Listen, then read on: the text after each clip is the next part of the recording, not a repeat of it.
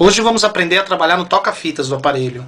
O toca-fitas, apesar de ser um aparelho que não se usa mais, né, porque dificilmente alguém tem fita cassete hoje em dia, mas sempre que você pegar um microsystem desse, você deve deixar o toca-fitas funcionando perfeitamente. Então, o primeiro passo é desmontar, é tirar o mecanismo do cassete daqui de dentro. Então, vamos tirar essa parte.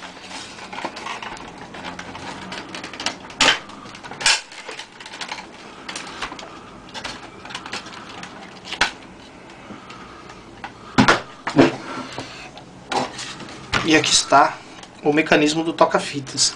Percebam que o mecanismo do toca-fitas é preso por uns parafusos aqui nos cantos. Então basta a gente retirar esses parafusos, abrir a tampa da fita, e aí é só puxar que o mecanismo sai inteiro. Observe.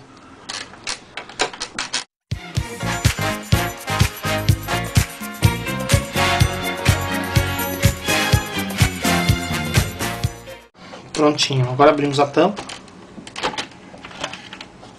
E aí o mecanismo está liberado do restante do aparelho. Parte da frente do mecanismo do tape, do toca-fitas. Aqui o cabeçote de gravação e reprodução. Ele é usado tanto na hora de tocar a fita, quanto na hora de fazer a gravação. Aqui o cabeçote de apagamento, que na verdade é um ímã, um pequeno ímã. Tem alguns aparelhos que o cabeçote de apagamento é um cabeçote convencional. Aqui o rolo pressor e o capsta. A função do rolo pressor e o capsta é puxar a fita na frente do cabeçote esticada e com velocidade constante, né?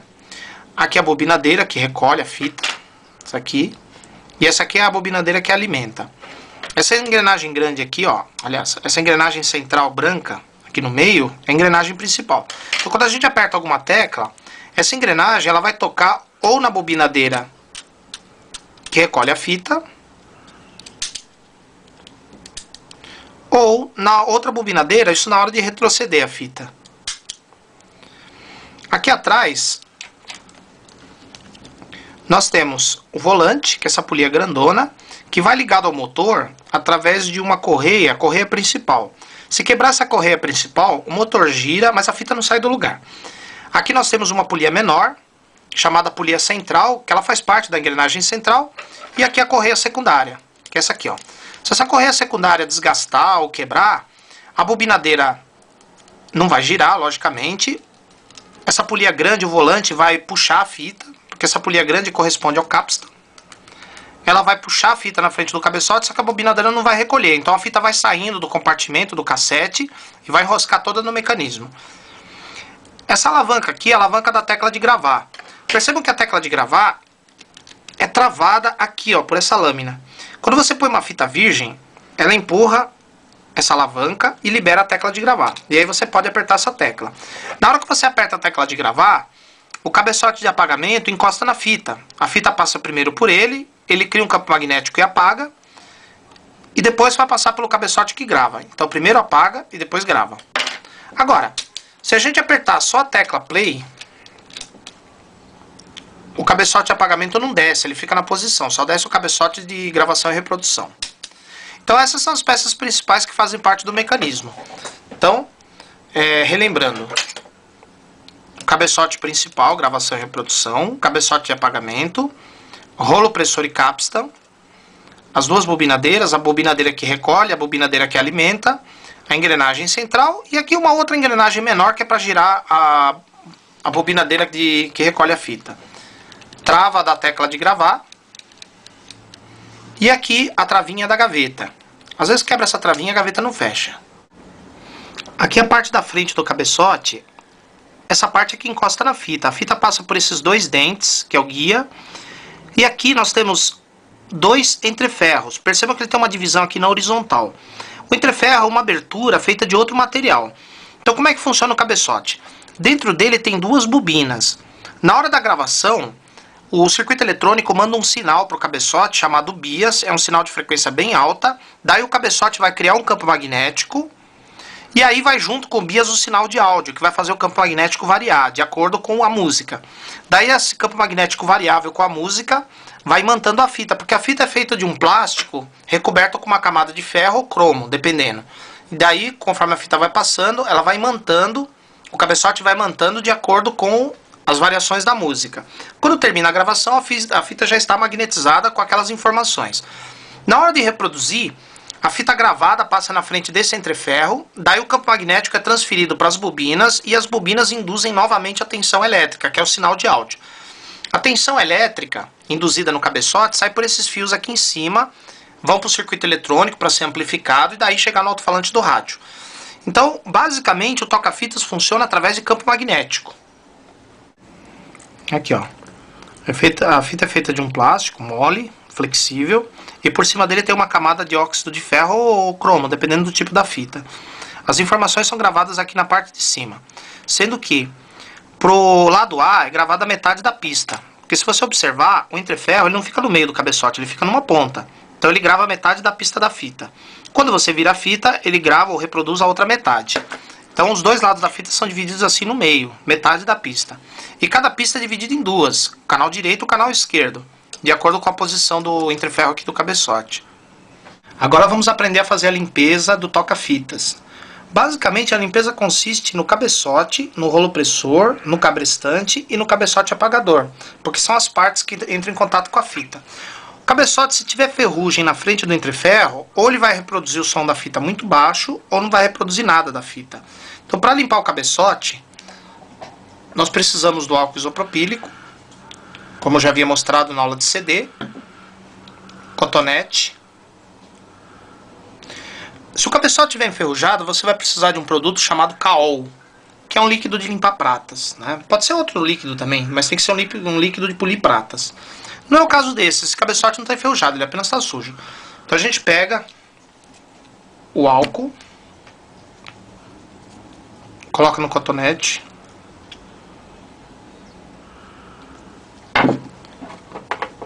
e aí a gente passa aqui assim, ó, passa com força.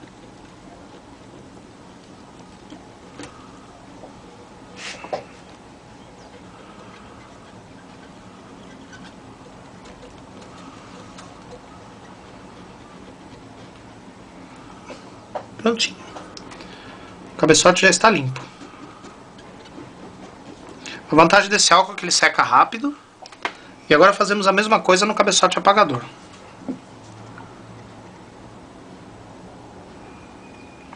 Não se deve usar álcool comum nessa limpeza porque ele enferruja o cabeçote.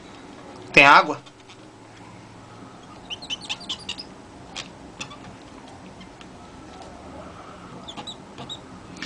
Você não precisa desmontar o mecanismo para fazer isso.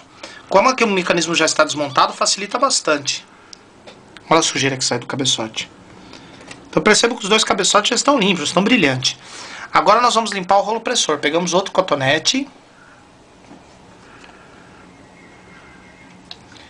Apertamos a tecla play.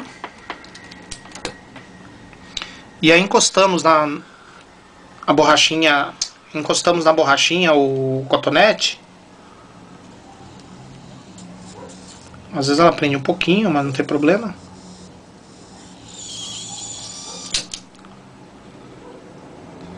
Agora o outro lado.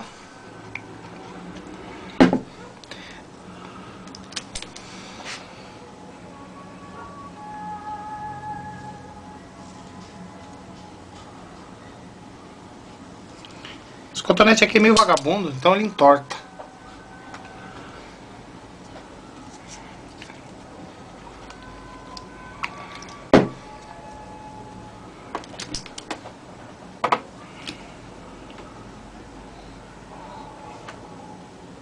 Você encosta firme na borracha. Aqui percebo. A ideia é o rolo pressor ficar todo da mesma cor, todo preto. Enquanto ele tiver um trilho marrom ou de outra cor, ele não está limpo. Ele só está limpo quando ficar todo preto.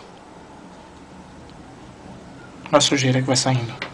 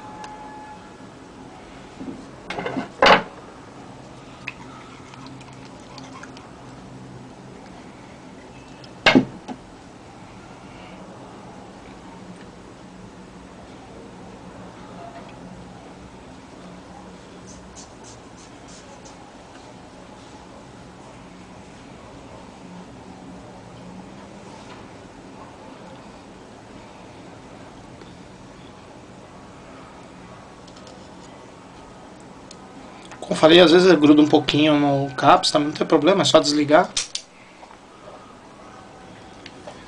Muito bem. E o rolo compressor tá limpinho, tá todo preto. E agora vamos limpar o capsta.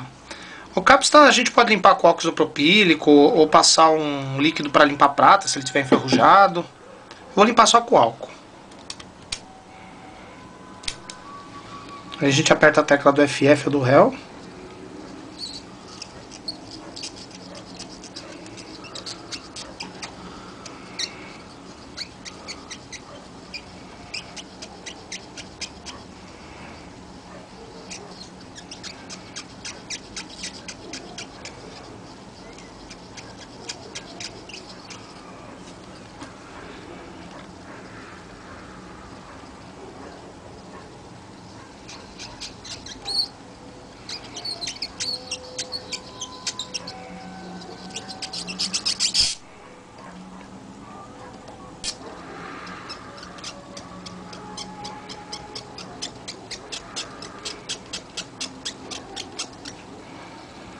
Muito bem.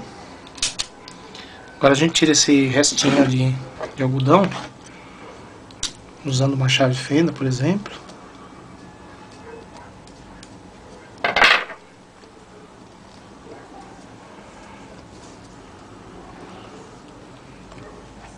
E aí o capstan tá limpinho, o pininho tá limpinho. O capstan e o rolo compressor. Percebam que na parte de trás do mecanismo a gente não deve fazer limpeza nenhuma. Porque na parte de trás nós temos as correias. Se você jogar qualquer produto de limpeza aqui atrás, por exemplo, tem gente que costuma jogar óleo aqui atrás, aqui no mecanismo. Jogar óleo, lubrificante, aqui não serve jogar nada, porque qualquer líquido escorregadio faz com que as correias escorreguem, daí o toca-fitas vai tirar a fita muito devagar, ou então a fita não vai girar, ou vai dar outro tipo de defeito relacionado com a movimentação da fita. Então, vocês viram como é que faz a limpeza do cabeçote principal de gravação e reprodução, do cabeçote apagador, do capstan, que é esse pino, e do rolo compressor. Então, o toca-fitas está pronta para outra. Se a sua fita está tocando baixo ou não está tocando, o mecanismo roda, mas a fita não toca, o defeito pode ser o cabeçote, que já desgastou, ou abriu a bobina que tem dentro dele, ou coisas do tipo. Para a gente saber se o defeito é no cabeçote ou é no circuito eletrônico do toca-fitas, você pega uma chave de fenda, segurando pela parte metálica, e aí você vai tocar nos dois fios do cabeçote, no fio vermelho e no fio branco. Sendo que o vermelho é um canal, o branco é outro canal. No fio vermelho sai som num canal. E no fio branco...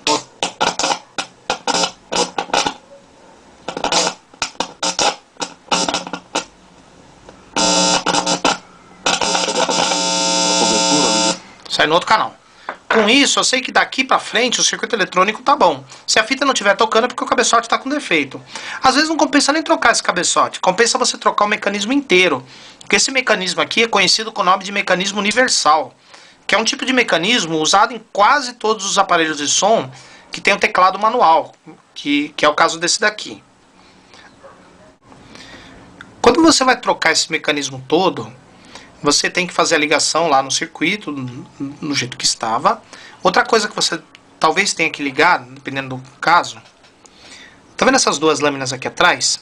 Essas duas lâminas formam uma microchave que tem a função de ligar e desligar o motor. Então quando eu aperto uma tecla, olha lá, perceba, o mecanismo empurra as duas lâminas e liga o motor. Quando eu dou stop, o mecanismo abre, volta à posição normal, as lâminas desencostam e desliga o motor. Liga o motor e desliga o motor. Então você vai ter que colocar a fiação de volta nessa chave também, na hora de fazer a troca do mecanismo. Agora, o que eu ia mostrar para vocês é que esse mecanismo aqui tem dois ajustes para fazer. Talvez você tenha que fazê-los na hora de colocar, na hora de experimentar o mecanismo novo. Um dos ajustes é na velocidade da fita. Dentro do motor tem um circuito eletrônico que estabiliza a tensão e tem um buraquinho aqui atrás que vai dar num trim-pot. Então aqui dentro tem um trim-pot que você ajusta para aumentar ou diminuir a rotação da fita. Se a fita estiver muito lenta ou muito rápida, você pode corrigir aqui. O outro ajuste é feito no cabeçote. Aqui o cabeçote, o parafuso do lado esquerdo vai até o final. O parafuso do lado direito tem uma mola atrás e ele não vai até o fim. Esse parafuso aqui ele tem que ser colocado na posição que dê o máximo de som e o som de melhor qualidade. O ajuste desse parafuso chama-se azimuth. Então, na hora que você compra um mecanismo novo, o cabeçote pode estar fora de posição. Daí você gira o parafuso do azimuth, que é sempre o da direita, para obter o máximo de som e o som de melhor qualidade. Eu vou ensinar para vocês agora como é que é feito esse ajuste. Bom, agora nós vamos fazer o ajuste do azimuth. Para esse ajuste, você vai precisar de uma fita cassete que tenha sido gravada num aparelho de excelente qualidade. O ideal é você ter uma fita original, mas como hoje em dia é difícil de achar isso, pode ser uma fita que foi gravada num aparelho de boa qualidade. Mas essa fita tem que estar gravada uma música que você conheça muito bem, tanto o ritmo quanto a altura. Então você vai colocar a fita, enquanto a fita vai tocando, você vai pegar uma chavinha dessas daqui, essas chaves de relojoeiro que você pode comprar de camelô ou na loja, vende num estojinho de acrílico. E aí você vai mexer no parafuso do azimuth, você vai virar ele até você conseguir o máximo de som com a melhor qualidade possível.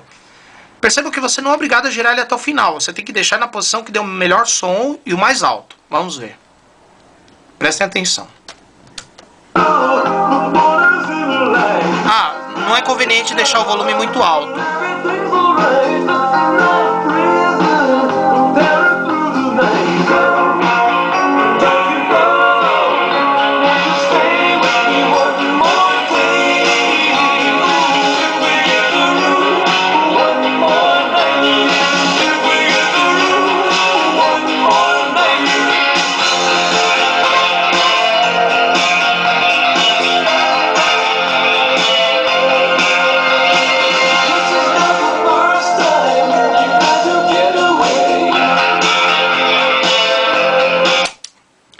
Prontinho.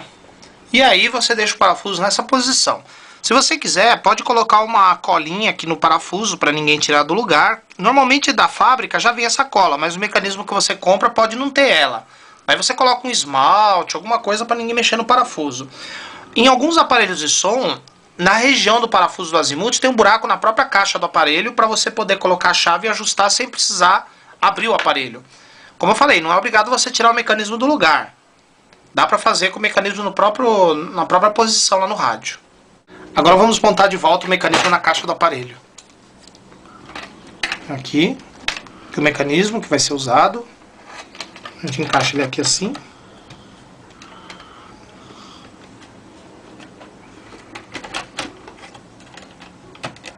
Muito bem. Agora é só parafusar. Vou colocar os 4 parafusos. Já foram devidamente guardados na caixinha.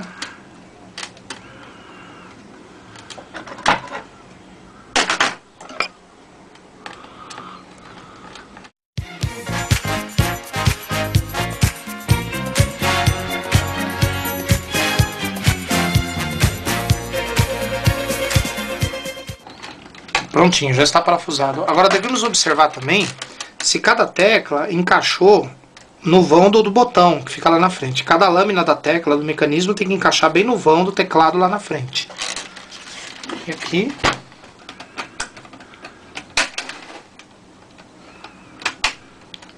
Muito bem. Já na sua devida posição. Agora é só montar o aparelho e testar o toca-fitas. Vou ensinar para vocês agora como é que faz para testar a chave de gravação e reprodução do microsystem. Tal chave é acionada pela tecla REC do gravador, que entra aqui a lâmina da tecla e aciona a chave e aí ela passa para a função de gravar. Quando apertamos o stop, ela volta para a função de reprodução, como ela está agora. Na verdade, dentro dessa chave existem várias chaves individuais. Cada 3 terminais é uma chave. Esse é uma chave, esse é outra, esse é outra, e assim por diante. Cada grupo de 3 é uma chave. Como a haste dela está para baixo, ou seja, na posição de reprodução, coloca o multímetro no X1 e mede os 2 primeiros pinos, os pinos mais próximos da haste. O ponteiro vai ao 0. Agora, você vai pulando 1, mede os próximos 2, pula 1, mede os próximos 2, pula 1, mede os próximos 2, até o final da chave. Em todas essas medidas o ponteiro tem que ir até o 0. Então recapitulando, os 2 primeiros vão até o 0. A gente pula esse aqui, mede os próximos 2. Também pula esse, mede os próximos 2, tá bom? Pula esse aqui, mede os próximos 2, tá bom também? Pula esse, mede os próximos 2. Pula esse e mede os últimos. Então a função de reprodução ela tá boa. Quando empurrarmos para a posição de gravar, daí começamos a medição pelos dois pinos do outro lado. Percebam que na função de reprodução, começamos pelos pinos mais perto da haste. Na função de gravar, começamos pelos dois pinos mais longe da haste. E aí a mesma coisa, mede 2, pula 1, mede 2, pula 1, mede 2, pula 1, mede 2, pula 1, mede 2, pula 1, mede 2. Em todas essas medidas o ponteiro tem que ir até o 0. Feita a retirada do mecanismo do toca-fitas e a colocação de volta, agora que eu já montei o aparelho, vamos testar o toca-fita e ver se está funcionando. Aqui vai uma dica para vocês que vão trabalhar com esse tipo de aparelho. Quando você fizer o conserto, você pode até colocar a tampa dele no lugar, como está esse daqui. Mas se você só vai parafusar, depois que você já testou o rádio, o CD player, o toca-fitas, você viu que está tudo funcionando, as funções do painel, aí você põe os parafusos. Porque se tiver alguma coisa errada, fica mais fácil para abrir e olhar, porque se tiver tudo parafusado, você vai perder um tempão a abrir de novo. Então vamos ver.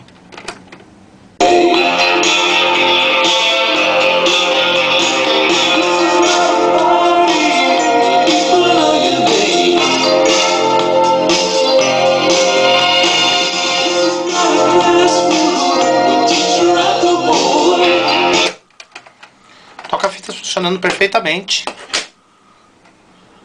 E aí está encerrada a aula de toca-fitas de hoje.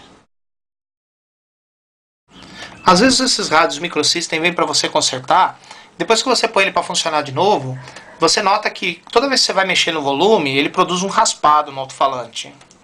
Isso aí pode ser sujeira no potenciômetro de volume.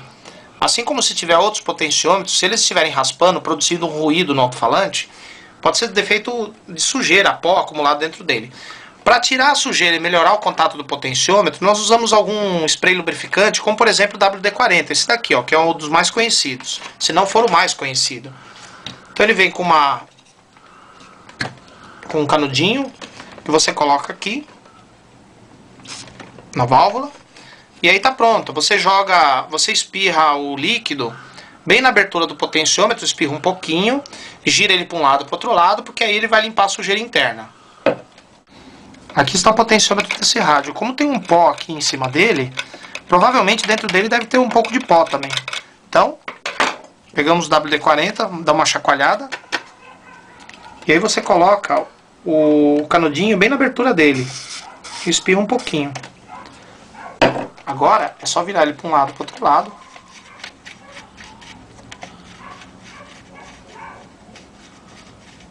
E aí ele está limpinho. Se o ruído que ele produz for sujeira, está resolvido, ele não vai produzir mais ruído. Se ele continuar produzindo ruído igual, mesmo depois da limpeza, porque a pista de grafite dele já está gasta, aí é a hora de fazer a substituição. Às vezes o ruído é produzido quando você vai trocar de estação, produz um chiado, toda vez que você troca de uma estação para outra. Isso pode ser devido à sujeira dentro do capacitor variável do rádio. Para limpar a sujeira do capacitor variável, a gente pega o álcool isopropílico, garrafinha, e joga um pouquinho aqui na abertura dele. Algumas gotas dentro dele. E daí, você vai girar ele para um lado, para o outro lado. Se o problema for sujeira, daí está resolvido. Que o movimento aqui tira o pó acumulado no meio das lâminas do capacitor variável. Então o potenciômetro você limpa com WD-40 e o capacitor variável com álcool isopropílico.